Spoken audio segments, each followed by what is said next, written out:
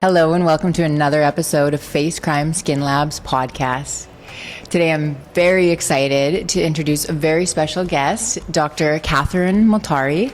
Now, Dr. Multari is a naturopathic doctor practicing in Vancouver, BC. Now, what makes her practice unique is that she's certified in both FABNO and MSCP. So what that means, FABNO stands for the Fellows of American Board of Naturopathic Oncology, meaning she has a special focus in cancer care. And then her MSCP certification is Menopause Society Certified Practitioner. That's correct, right? Yeah. Meaning she also has a special focus in perimenopause, menopause. Now, this just means that Kat went above and beyond with her education. She really narrowed down her focus. So her practice is based around treating people in oncology cancer and then women transitioning into menopause. So the discussion in this podcast is for general information purposes only. It is not intended to be a substitute for medical advice, diagnosis, or treatment. Always seek the advice of a physician or other qualified health provider with any questions you have regarding your medical health. Never disregard professional medical advice or delay in seeking treatment because of something you heard on this podcast. You've gone above and beyond and done a lot of education. Yeah, I was reflecting on that yesterday, actually. I used to kind of break down the amount of years I was in school, and now I just say, yeah, I spent over a decade of my life in university training to be a licensed naturopathic doctor and specifically focusing in cancer care and menopause care. So it's been a journey, but very worthwhile one. Okay, awesome. Well, we're thrilled to have you today. So thank you for coming. Now, on a personal note, I've known Kat for some time now. Mm-hmm. How long have we known each other? Since 2016, 2017. So yeah, getting up there. At least 8 years. 8 years, yeah. Get this. She was my tutor in med school. That's how I met her. Yeah, thank goodness. So the tutor process, you get randomly matched. Mm-hmm. And yeah, I just got matched with Amy and we hit it off from the beginning and had such a great time throughout Naturopathic Medical School. And now both practicing in Vancouver in the same city is honestly a dream come true. Yeah, it was fun. It's too, I look back on it, like I was an adult student at the time. I was 30 years old when I started medical school and you were so young. And I think, what topic was it that you taught me? I know biomed was a big one. And anatomy was big. That was a tough challenging subject. Yeah, that was a tough subject. And then Dr. Kat, she got me into running half marathons during medical school because why not add, and running in the Ontario winters too. I think that must be stated. You started running, in the Ontario winters, so that was pretty impressive. As if naturopathic medical school wasn't hard enough. Yeah, it was a chilly half marathon we would do every year, and it was cold. It was so cold. I remember, I think it was the second time I ran it with you, and I need music to run. I don't know how you guys just have no music. I need distractions because, for me, it's a 2-hour run at least, anyways. And I think I was at the second kilometer when my phone shut off because it was so cold. Wow. Like literally the chilly half. It was really cold. It would get down to minus 10, minus 20 degrees. I remember the one time you weren't prepared either. I was like, Amy, you need this vest. Yeah. You do not have enough layers on. There was another time we were hanging out that I was not prepared. And so Kat and I literally survived a human stampede together. Yeah. That was pretty. Remember that? Should we talk about that now or save that for the end? Let's just get into it while we're on it. Yeah. Talking about human stampedes, I never thought I would be part of one. And where do you want to start on that? That I wasn't prepared. So you asked me to go to, so I'm from small town prairies, right? Mm-hmm. And Dr. Kat in school, she asked me to go to, it was like a parade. It was the Raptors. The Raptors had won the NBA championship and we were living in Toronto. It was historic for Canadians. So I'm like, Amy, we have to go. I didn't think much of it. I was like, okay. And she said, well, if you're not coming, I'm going down anyways. And I was like, I'll come. I'm not really big into sports. So we went down and we were in Phillips Square in Toronto and everything went sideways. It got so busy. It got so hot and everyone was crowded and the heat, the tensions, and we were only supposed to be waiting there for 3 hours, but because the parade took way longer than expected, I think it took 5 or 6 hours. People didn't have food, they didn't have water, they were drinking, it was hot, tensions were high. And it became very uncomfortable and very unsafe really quickly. You couldn't leave. You literally physically couldn't leave. People were being body surfed out of there if they Yes. fainted. So there was no way of getting out. We were just trapped. It was like bear down, hang out, no going to the washroom, no grabbing water, nothing like that. And then, as I remember, you might recall it a little bit differently in your mind, but when I remember is just hearing a really weird noise and looking to our right and just... The noise to me sounded like the sound of rain when it's just starting. When you hear the rain heavy rain, when you hear the rain before you see it, that's what it sounded like. And we're kind of looking around like, what's going on? Next thing you know, we're on the ground and people were yelling active shooter and people were screaming. It was just... It was just, Terrifying. Terrifying is the right word. And I mean, there was so much more to the story, but tying it in with the running, once we finally broke free of the crowd, you started running and like you ran and I followed you. And you're a lot taller than me and you're a lot faster than me. And I think we ran for maybe a kilometer straight before I was like, it's okay. We're safe. It's okay. We're safe. But that was a huge bonding moment. It was. And I've fortunately never been in anything that terrifying before, but to be in it together was great. And also, huge bonding moment for us. Definitely. Well, I'm glad you moved out to Vancouver and decided to practice in BC here. I think it's important to note that our scope here is so fantastic and we can really apply our knowledge that we gained from school and extended training that we do beyond school to our patients to help them out. Yeah, that's huge. So in school, we learn medicine to the full scope. So we learn about nutraceuticals, we learn about injectables, we learn about prescribing rights. But if you practice elsewhere in Canada and some places in the US, you can only use sometimes 50, 60% of what you're taught in school. Whereas in BC, you can use 100% of what you're taught in school. Plus, I would argue even more, right? Because for instance, your certification in Botox filler, that wasn't touched on in school. So the scope here is so wide and it really allows for us to best help patients. Definitely. So jumping into your realm of practice, I know that oncology since school was always a passion of yours, which is mind-boggling.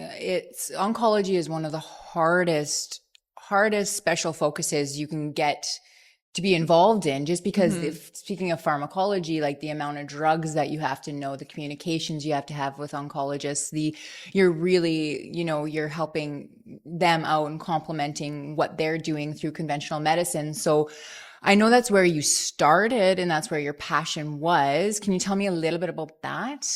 Yeah. So my background is actually in, running, rowing, sports, athletics. I love being active. So originally I thought I was going to do more work with athletes and sports medicine. And even my undergrad degree was in kinesiology. But I found as I entered Naturopathic Medical School, I just got a little bit bored and found sports medicine a little bit flat for my liking.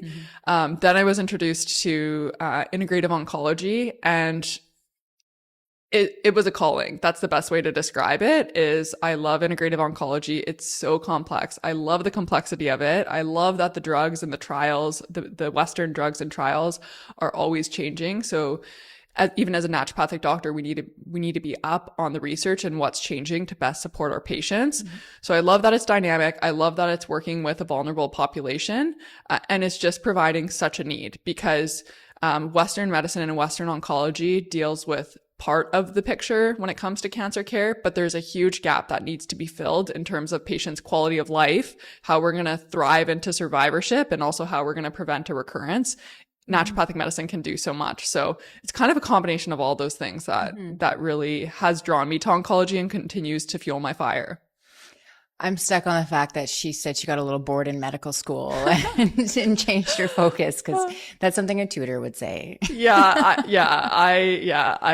am very nerdy. Yeah, I know. It's good though. It's good. Okay. No, and that's great because in the world of oncology, people that don't have naturopathic doctors, right? Just things that you don't think of, like sores in the mouth from radiation treatment, right? Naturopathic doctors can help come up with teas and tinctures and things to help soothe and coat and a diet around it. it. So just even little basic things like that go missed with treatment and care. So yeah, appetite changes, mouth sores, pins and needles in your hands and feet, fatigue is a huge one. Like those are all very common side effects that anyone going through chemotherapy and radiation will experience, and even kind of like the radiation induced sunburn. But they're all things that naturopathic medicine can treat so well. So, and it's similar to menopause care, which we'll get into, is a lot of these symptoms that patients are experiencing, they don't need to just kind of deal with it. There are solutions that exist. Okay, so that leads me into my next question. From oncology to perimenopause, menopause, where did that recent leap come from? Yeah, so the leap looks a little bit more recent because just last year I went and did more training with the Menopause Society and became a certified practitioner. But it's been kind of brewing over the last few years, because what I was really noticing in my cancer care practice is when I was in naturopathic medical school and my experience in cancer care there, I was seeing more individuals in their 50s, 60s, where we think of the cancer population falling. Then when I went into my residency and now private practice, I see way more young individuals with cancer diagnoses. So I have 20-year-olds, 30-year-olds, 40-year-olds making up the bulk of my integrative cancer care practice. And so there is medically induced menopause when patients go through either chemotherapy or they need to have their uterus or ovaries removed or have radiation to the pelvic area for their cancer treatments. These 20, 30, 40-year-olds may go into a premature menopause. And I was noticing, especially when these individuals fell in their 20s and 30s, there's so much talk from the Western oncology providers about the implications of becoming in an early menopause and the support we should be providing to these patients. So I was providing menopause care to the 20 and 30-year-olds and realizing, wow, going into menopause does have negative health impacts on your heart disease, bone disease, brain disease. But that also happens when you go through a natural menopause at age 50. So then I was starting to realize, yes, I can help my oncology patients, but there's a whole other population out there that is also lacking support. And that's individuals going through a natural perimenopause and menopause. So just so our audience completely understands, can we define perimenopause and menopause? Yeah, that's a great. This is surprising hearing that 20-year-olds can be going into menopause, like especially a medically induced menopause. Yeah, that's a great point. So when it comes to medically induced menopause, that's kind of where we've had some type of treatment that has suppressed our ovaries. So we're no longer going to be ovulating. We're no longer going to be having periods. And if we're not ovulating, our ovaries aren't functioning, our estrogen has really declined. So very simply put, menopause, whether from medically induced or natural, is kind of that decline and loss of estrogen function. But in general, for the general population, menopause is actually, for a natural menopause, it's actually only one specific day and time. So it's one day and time after you've had 12 months without a period. So we talk about menopause kind of as an umbrella term, but by the books, menopause is one day in time when an individual hasn't had a period for 12 months. So in Canada, the average age of menopause is 51, falls around there. What's really important to note, though, is that 45 to 55, anywhere within here is considered pretty normal to have menopause. And then perimenopause can happen up to 10 or even 15 years prior to menopause. So that means if we're having our average menopause 51, individuals 41, so young 40s and even late 30s can be displaying signs of perimenopause. And I think this is so important because too often times, and you've probably seen this as well, is individuals are in their late 30s or early 40s and displaying signs of perimenopause and told they're too young.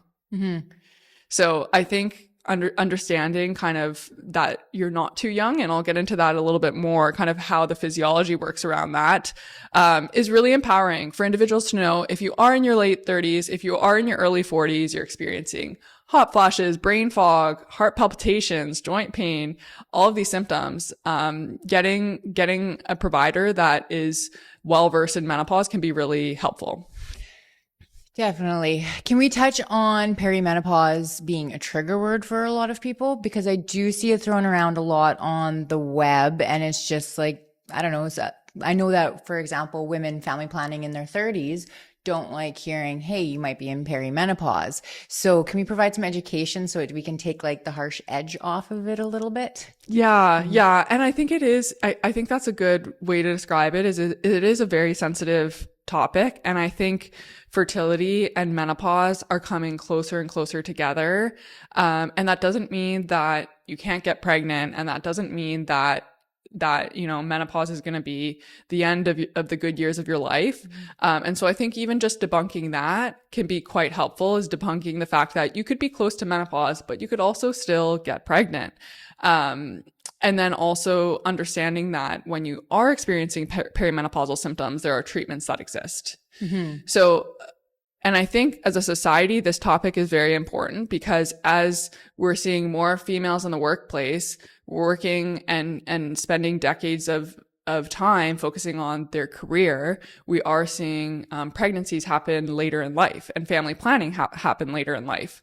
And so in terms of fertility, we know our amount of egg reserve in our ovary kind of starts to decline somewhere in your 30s.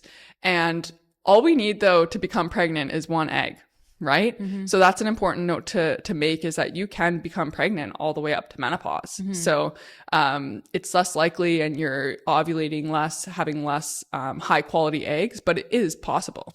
Definitely. One of my good friends surprised pregnancy at 42. And I mean, she's got a beautiful 14, 15-year-old now, right? And she wasn't expecting that. And yeah, it can definitely happen at any age. Okay. Age. And okay, we're talking hormones, and we're talking certain types of cancers. I really like to provide my patients with education around things that can help. Like naturopathic medicine, we're all about preventative medicine, and we're all about what can you do to prevent these certain types of cancers. And I would really like to talk about threats to our endocrine system. When I say endocrine system, I just mean like hormone releasing organs, such as, you can help me out with this, but I just wanted to talk about different threats that are so abundant in our environment that are affecting the health of our hormones. It's starting at a young age. Yeah, there are environmental, we could call them carcinogens, that cancer causing. They're cancer causing chemicals that also they're also oftentimes endocrine disrupting chemicals, so EDCs for short. And some of these are estrogen mimicking. So what that means is that some of these environmental toxins, carcinogens, all kind of the same thing, they can mimic estrogen in your body. So if you're at higher risk for an estrogen positive cancer, this can contribute to the estrogen storm. And it can also contribute to making your own natural cycle of hormones not cycle the way that they're intended to, and can also make a lot of premenstrual symptoms a lot worse, such as breast tenderness, headaches, sweats. Like these can be a lot worse if we're exposed to a lot of endocrine disrupting chemicals. And then in the context of perimenopause, we know that certain things such as cigarette smoking, obesity, sedentary life, for instance, can actually bring the age of menopause up to happen at a younger age. So I think if we just look at all of these kind of what seemingly look like separate issues, we can see that overall environmental exposures do have, I would say, a negative impact on hormones. They have a negative impact on hormones, whether it's making your premenstrual symptoms worse, creating your menopause date at a younger age, and so on. Definitely. And also then increasing your risk of certain cancers. So you work with perimenopause, menopause. I work with a lot of young patients, and I'm helping people with their cycles become less painful. I'm seeing PCOS, endometriosis, and just horrible PMS. And one of the things I do, because I do believe environmental medicine is the most profound medicine we have when it comes to reversing these effects, is take away threats that are, making these issues exacerbated. So what are some of the more common threats that you see in your patients' daily routine that you educate on removing? Yeah. And I think that's a great place to start, is in the younger population. So we're talking about individuals in their teens, 20s, 30s. This is the area where we have opportunity to increase the quality of life. So if you're suffering from debilitating cramps, acne, hair loss, mood swings, your environment could be playing a role in that. So one of the things I like to talk about is fragrance. That I find is one of the biggest culprits is fragrance is endocrine disrupting, and it is also a carcinogen. So being mindful of the fragrance we're using, and it's not just fragrance in terms of cologne and perfume, but also fragrance and beauty products. So anything that has a strong smell over time, especially if you're someone that deals with pretty debilitating period symptoms and hormonal symptoms, that can definitely be a threat. So fragrance is one I wanted to talk about. Another one is plastics. So making sure that I always say like one of the worst things we can do is have a lifetime of heating up leftovers in a microwave in plastic. Heat, plastic causes leaching of those chemicals into the food. Not great for your system, your hormones, or your cancer risk. And then so we have the fragrances, we have the plastics that we want to be mindful of, especially when it comes to heat. And then the third one I want to talk about is feminine hygiene products. So if individuals are suffering with PCOS, premenstrual symptom, endometriosis, our feminine hygiene products, even just swapping those, can make a huge difference. So most tampons have fragrance in them. You'll notice that just from the subtle scent you get from opening a box. So making sure that you choose organic, fragrance-free, feminine hygiene products. Non-bleached is super important. And fortunately, now there's so many options. There's period underwear, there's Diva cups, there's, organic, non-bleach, panty liners and tampons. So there are options, and there's such high absorbability in the vaginal area. So having scented products in this area is can contribute a lot more to those local symptoms such as cramps, pain than, a fragrance somewhere else. Definitely. What I find too on that feminine hygiene topic really upsetting is the single-use plastic. All the plastic, and so many people flush that too, right? Oh my goodness. Yeah, no, I was unaware. That's a big thing with plumbers. I do see the signs usually, like dispose of your products. And it's surprising you have to remind them to. That's not put true. it in The the fact garbage. that the signs are probably there for a reason. I know, that's too bad. Like bleached, full of chemicals, and then you're putting it in a very high absorbent area. I want to bounce back to the fragrance thing because it's been on my mind a lot lately, because I'm finding that it's being sprayed in inappropriate, clinic spaces and this and that. And we're not just talking like perfume, we're talking fragrance in body lotions. Yeah. And we're also talking about like those plugins. Oh my goodness. Febreze, things in your homes. If you have plugins that are just constantly going off, you're breathing in. It's phthalates, right? Is that correct? Phthalates, yeah. Phthalates, yeah. Yeah.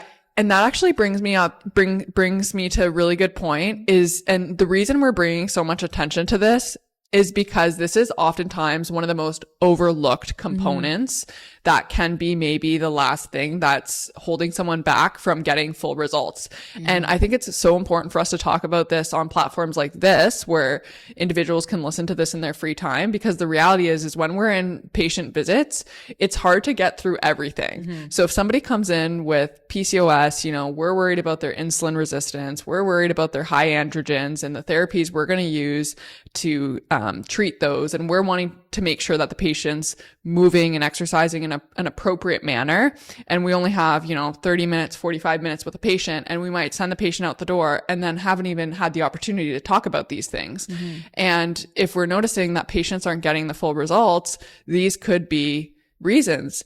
And it translates very well to my cancer practice, because I'll give a little story. I have a patient in her 70s who's a 2-time breast cancer survivor.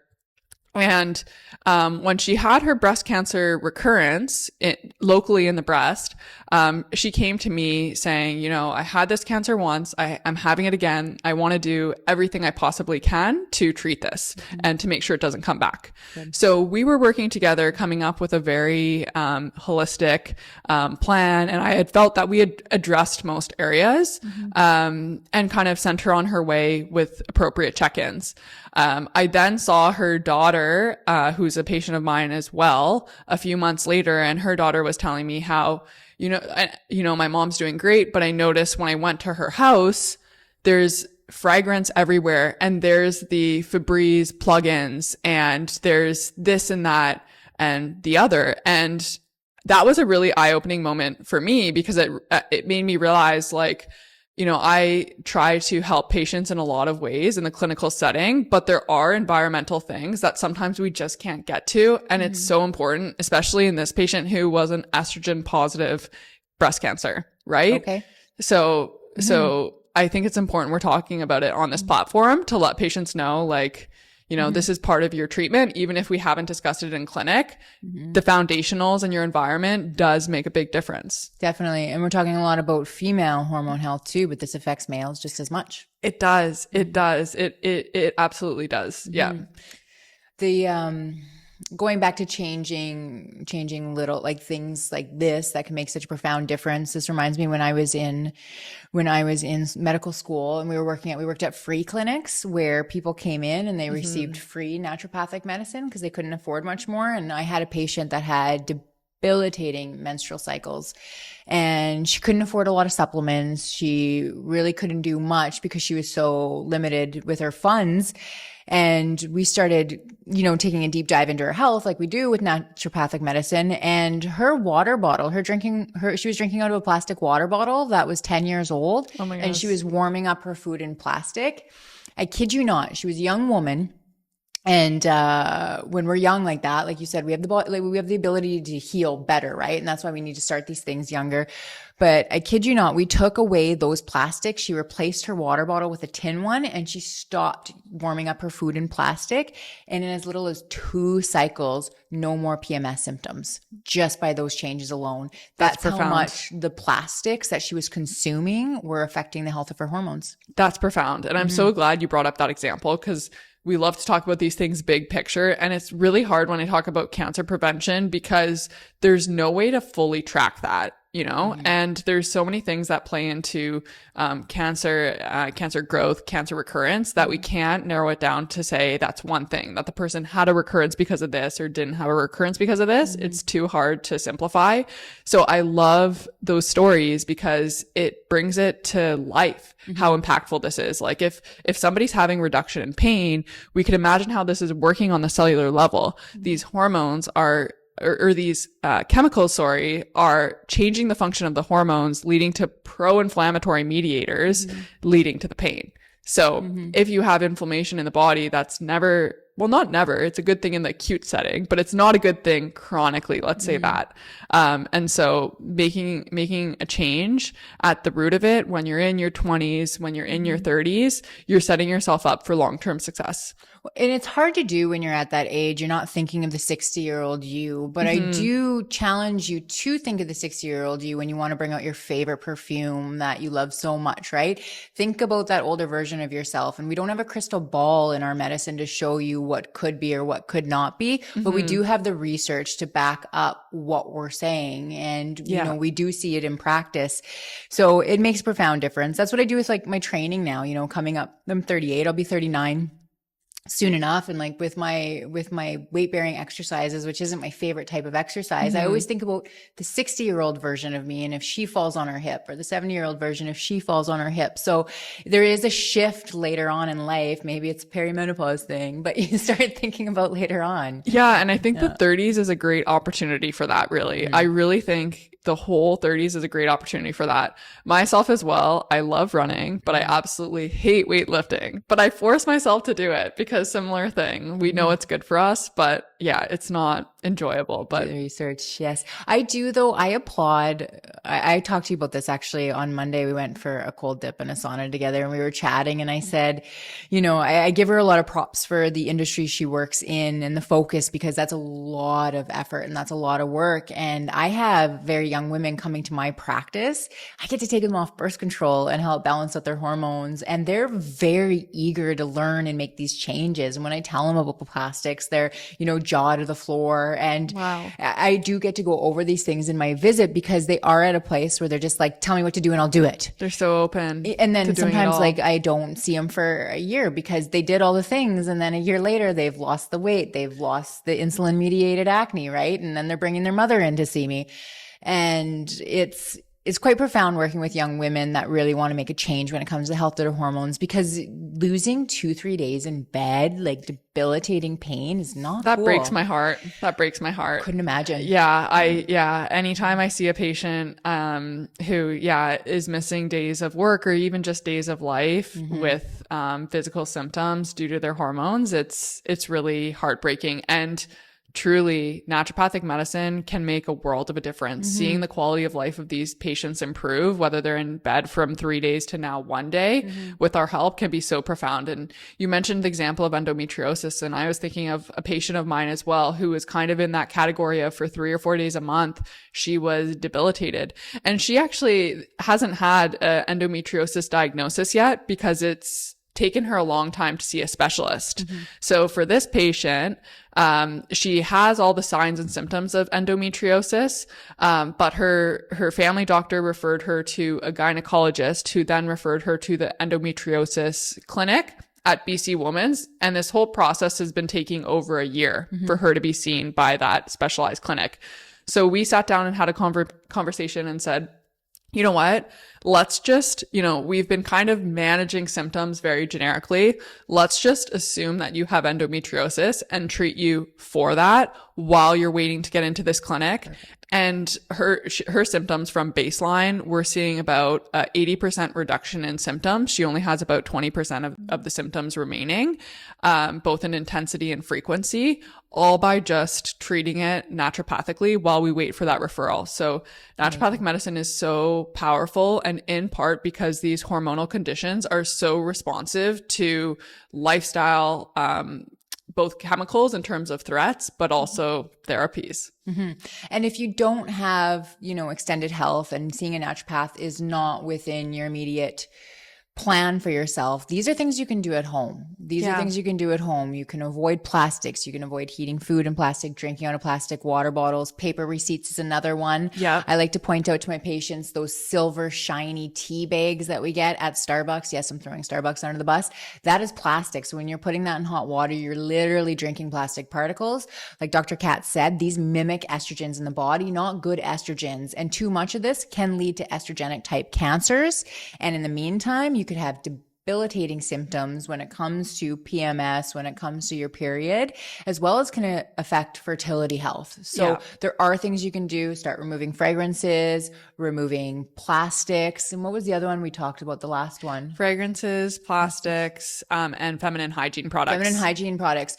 It's important to spend a little bit more money, get something cleaner, save the environment, stop using these single-use plastic things that get thrown out. That's a lot if you think about the percentage of the earth being 50% women and how many of them use this. So being mindful of that. And this can make a huge, profound change in the health of your hormones. So thanks for going over that. Yeah, my pleasure. And I feel like I love the topic about kind of the threats to our environment. And I feel like I'd be remiss if we didn't touch at least a little bit on alcohol. Yes. Thank you. Yeah, no worries. And when I say the 30s is our opportunity to really turn things around, or not even just turn things around, but get serious about things, I do think that's an appropriate window in terms of talking about alcohol consumption, because alcohol consumption is so ingrained in society and very much a social thing when it comes to, going through university in 20s. Like, I'm thinking about 20-year-old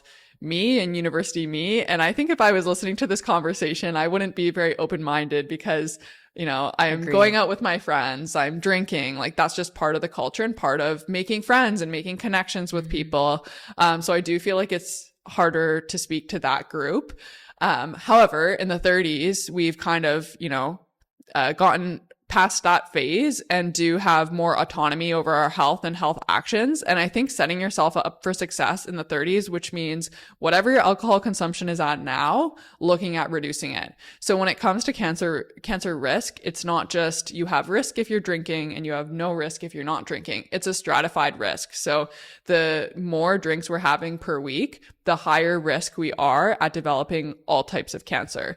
So if somebody's having 20 drinks a week, let's try to get them down to 15. That's going to reduce their risk. If somebody's at 10, let's try to get them down to 5 and try to slowly move the needle down towards reducing alcohol consumption, can be really helpful. And I find motivating patients by saying, how does this impact your sleep, for instance? How does this impact your mood? Like, are you feeling what's known as the hangxiety, like the hangover anxiety?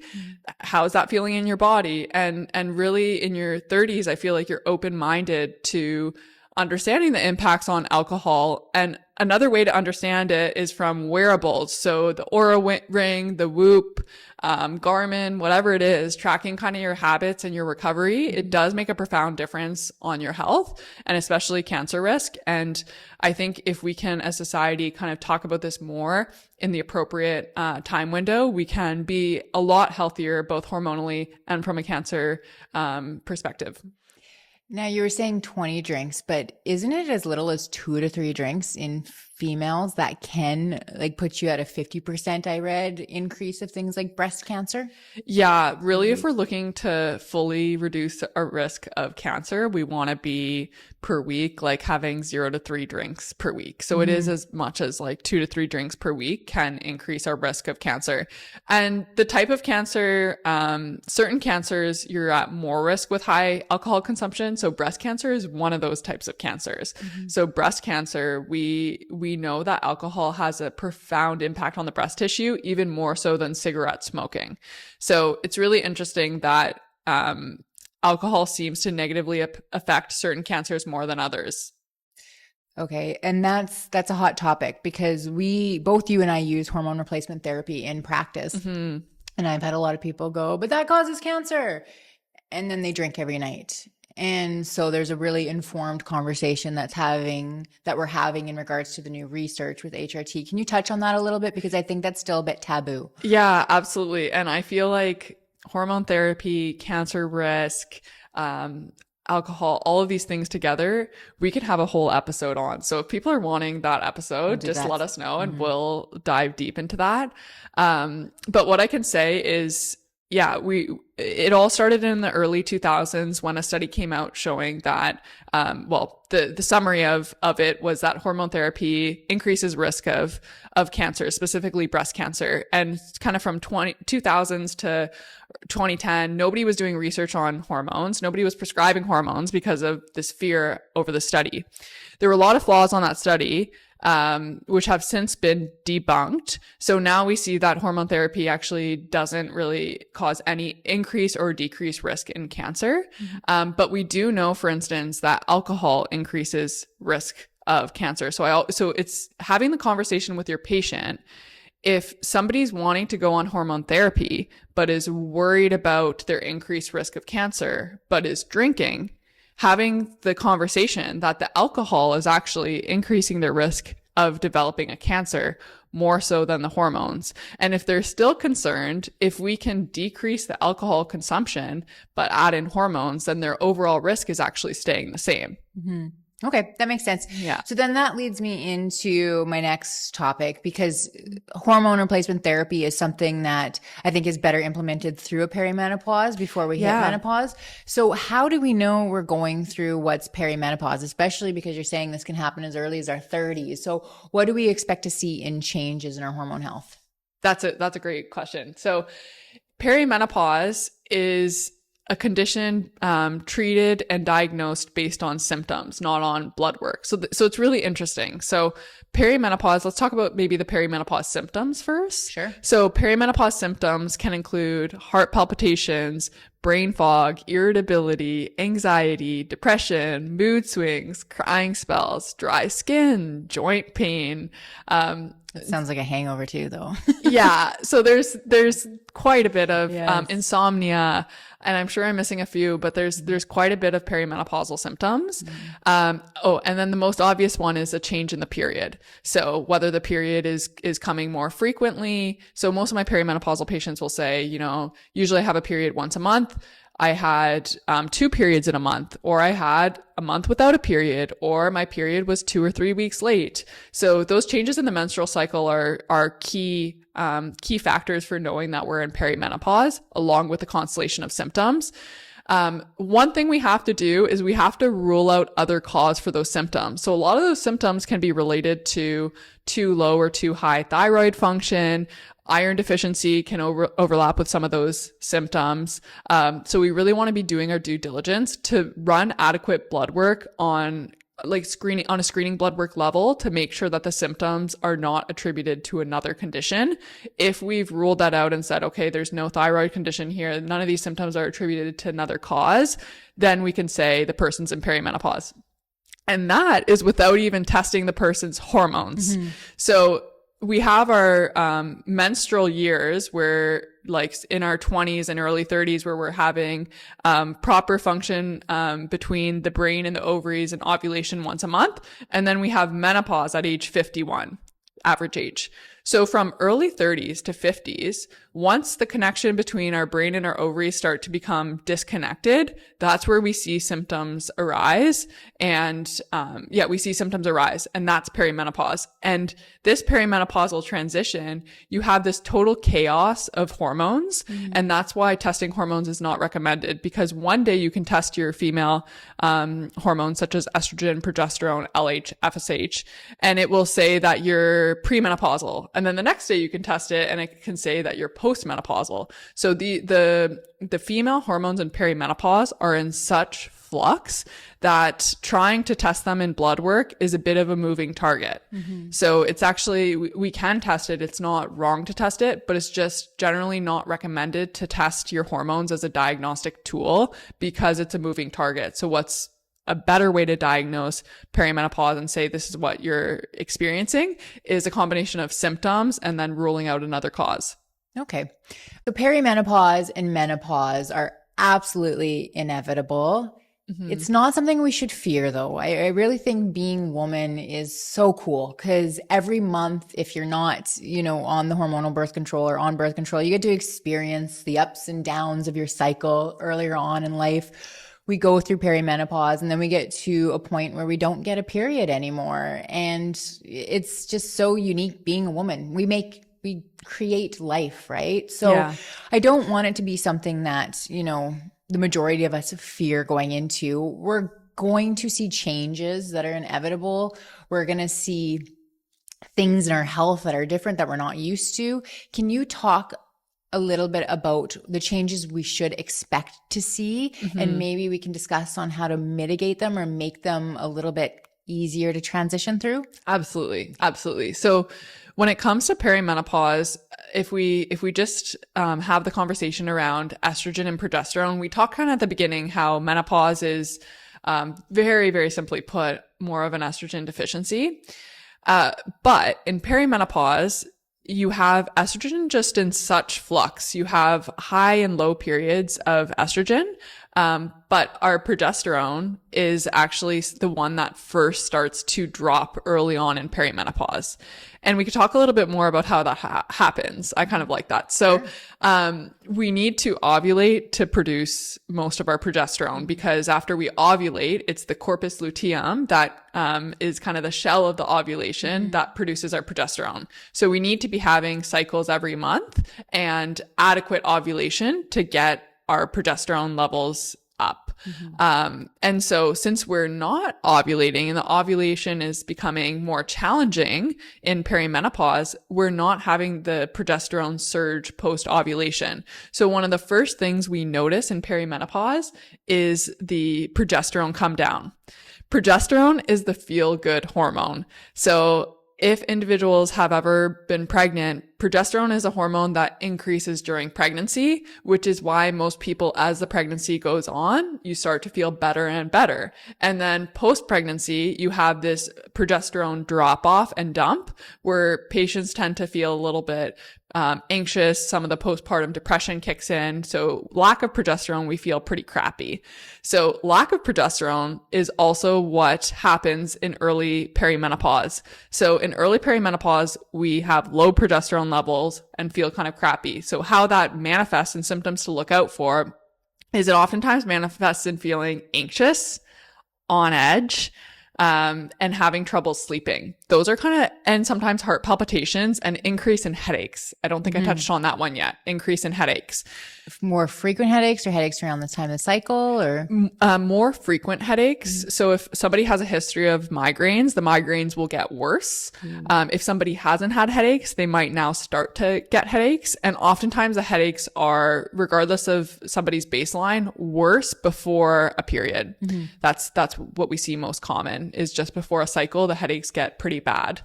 And so in perimenopause, we see this low progesterone level and anxiety, irritability, insomnia. Those are some of the most common symptoms we see. And as naturopathic doctors, we know how to give progesterone support. So we don't have to kind of suffer with these symptoms. That's greatly. What about going back to environmental medicine and things we can do to help ease our transition through perimenopause? Yeah, I think things that we can do to ease the transition, I really do think around this time, the number one thing we can do from our environment is reduce, limit, get rid of alcohol. And that's like specifically around perimenopause. I've seen patients come to me and maybe a few months before they started seeing me, they were having really terrible perimenopausal symptoms.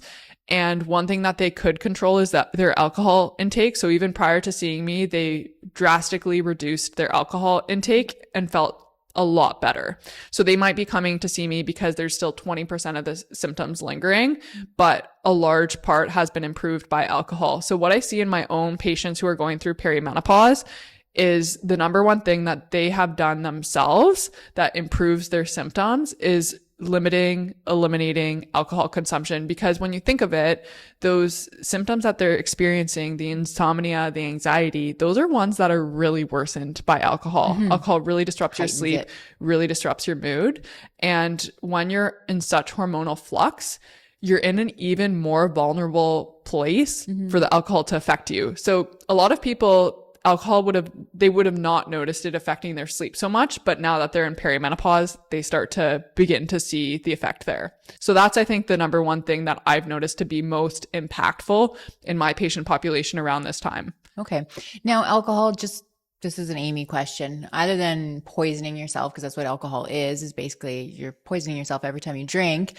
Is it so hard on the hormones because it takes the liver so much effort to process the alcohol, but at the same time, the liver needs to be processing the hormones too? Like, do you know the mechanism behind why alcohol is so detrimental to hormone health? It has a lot to do with the inflammatory load of the alcohol as well. So, alcohol and the metabolism of it too. So when we talk about sleep, alcohol is metabolized in the liver and then creates a byproduct of alcohol is aldehyde, which kind of increases your wakefulness. So a few hours after drinking alcohol, you'll have a surge of wakefulness and you'll never get in that deep REM sleep. So if somebody's having a glass of wine every night, can you imagine they're never getting into that deep REM sleep? And then you're thinking if you're not getting good sleep quality, your cortisol is going to be higher, your appetite's going to be off. There's so many downstream negative effects of the sleep. And these effects are more pronounced when your hormones are in flux. So it's a combination of the hormones being in flux. But I think another important point to touch on is kind of the theory of our cells aging, where our cells, as they age and our system as it ages, becomes less resilient to stressors. So I see a lot of patients in perimenopause say, they may have weight gain and say, I did the same things 10 years ago, but I didn't have this weight gain. Why am I having it now? And you look at their metabolic function and it all looks healthy on blood work. It's really the aging of the cells. Is when we're young, we can have a stressor. So say the stressor is a hard workout or exercise. We can have a stressor and it negatively impacts our system temporarily, but then we become stronger for it. Mm-hmm. However, as our system ages, sometimes these stressors can become too much and we never really recover. So if we have a hard workout and don't give ourselves proper time to recover, and recover means eating well, sleeping well, etc. If we have that hard workout, it might actually be just more of a stressor on our system and create negative impacts. And so that alcohol kind of falls in that window where if we have younger, healthier cells, they can likely recover quicker from the negative effects of alcohol. But when you get into your 30s, 40s, as the cells age, they can't recover and bounce back as fast. Mm-hmm. And you hear it all the time. I can't drink like I used to, or 1 or 2 drinks really affects me now. Yeah. And this is backed by science. And there's a really interesting study actually even on the effect of pregnancy and showing that pregnancy in the 20s and early up to a certain age in the 30s, I can't remember the exact age, is actually a positive stressor on the body. It becomes better out of it. Mm-hmm. Whereas a pregnancy later in life actually is a bigger stressor on the body, and you don't necessarily get a beneficial effect of the pregnancy as you would younger. So that's just one example. Definitely. So in summary, if you're in perimenopause or menopause, get your sleep, limit alcohol, eat good foods, take rest as much as you need, because it does take a little bit longer for recovery just because of age cells. We all age. It's inevitable.